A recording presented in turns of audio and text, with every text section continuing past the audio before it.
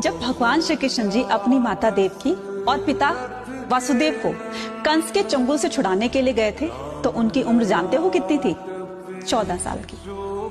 तो उनकी माता देवकी ने उनसे पूछा कि बेटा तुम तो भगवान हो, तो तुम जल्दी भी तो आ सकते थे हमें छुड़ाने के लिए। तो श्री कृष्ण जी ने हंसकर कहा कि माता मैं जल्दी कैसे आ जाता, क्योंकि आपने भी तो मुझे 14 साल का वनवास दिया था ना। माता बड़ी हैरान हो गई। उन्होंने कहा मैंने कब तुम्हें 14 साल का वनवास दिया? तब श्री कृष्ण जी ने कहा कि पिछले जन्म में मैं राम था और आप मेरी माता केकई थी। तो बड़ी हैरानी से पूछा तो फिर यशोदा जी कौन है? तो उन्होंने कहा माता यशोदा पिछले जन्म में मेरी माता कौशल्या थी, क्योंकि उन्होंने 14 साल तक अपने पुत्र का वियोग सहा था, इसलिए इस बार मैं 14 साल तक उनके साथ रहा और आपसे अलग रहा।